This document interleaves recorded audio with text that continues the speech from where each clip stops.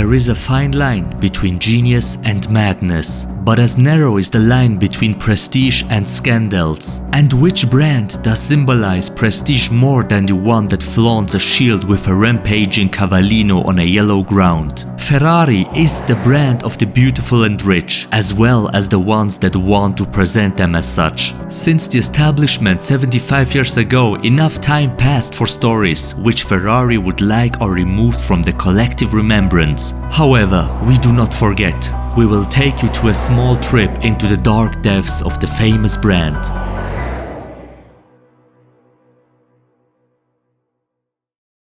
Ferrari announces around each decade a new of their exclusive, limited special edition cars, which shall represent the brand and lead them into the future.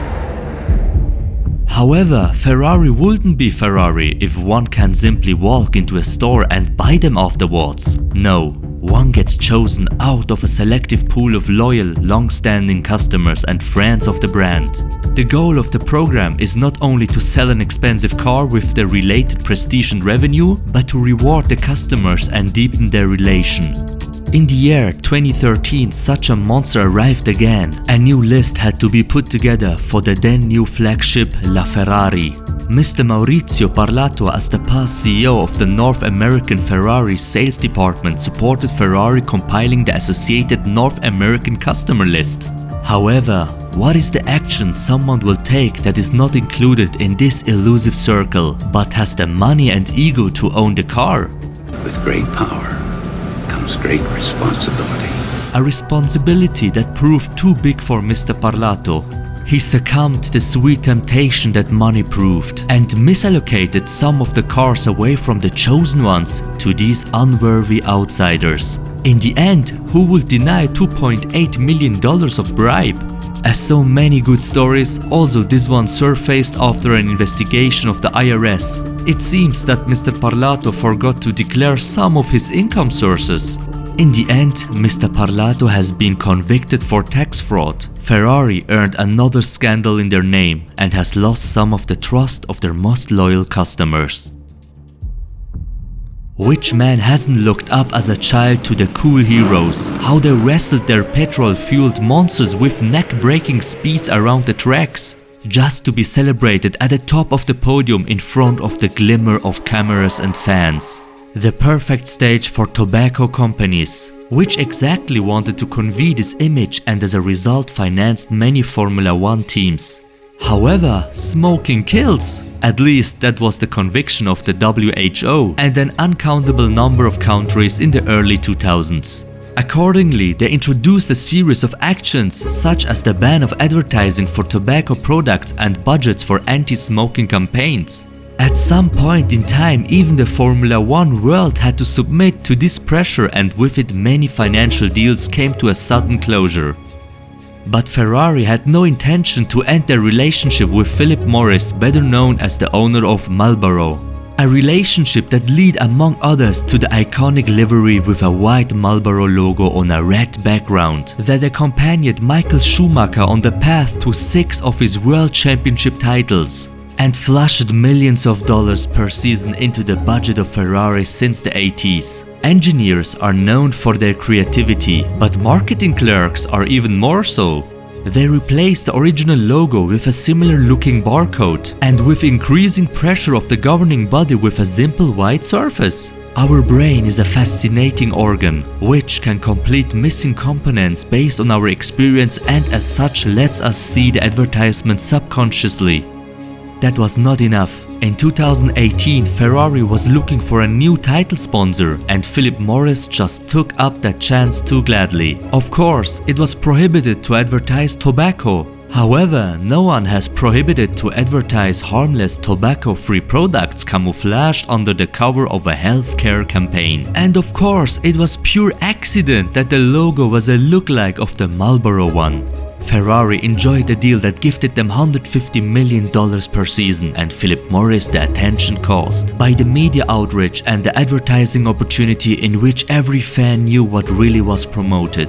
Incredibly, not every country was as naive to believe this blatant lie of health-improving campaign and more banned the logo during their Grand Prix.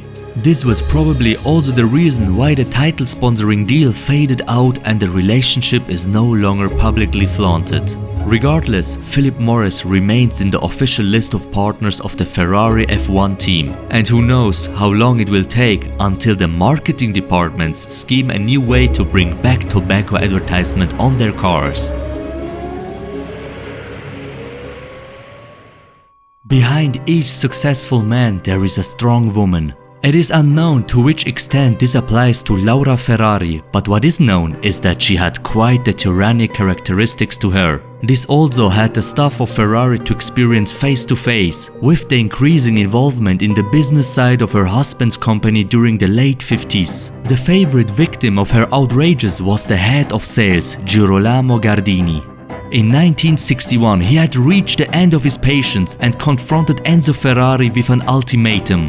Either he stops his wife from harassing the workers of the production and racing team, or he will leave the company.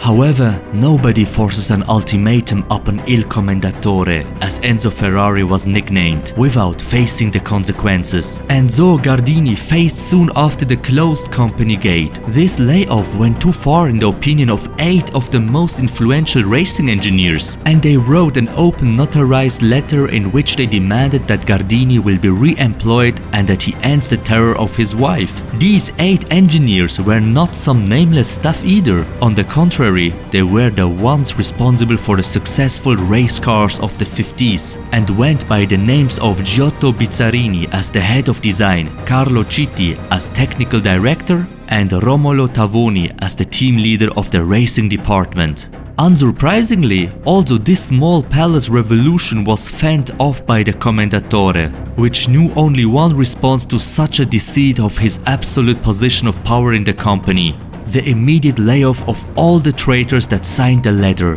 This went not without consequences either for the Scuderia named racing department of Ferrari, which already was facing a hard time with the increasing competition on the tracks around the world, and several open and important racing projects such as the 250 GTO. Regardless, Enzo Ferrari was able to utilize his name and influence to get some other big names of their times on board as replacement. Among them the body designer Sergio Scaglietti, which should be responsible for finishing the beautiful legend 250 GTO. So Enzo gets away with a blue eye after this coup d'etat as he viewed it, and further strengthened his reputation as an uncompromising character. 3 stories out of 75 years of Ferrari history, which show again that a clean facade shown by companies fails apart when looked closely. Ferrari is probably the most popular automotive brand and proves us one thing: to reach the top, you should not be afraid to break a few moral boundaries.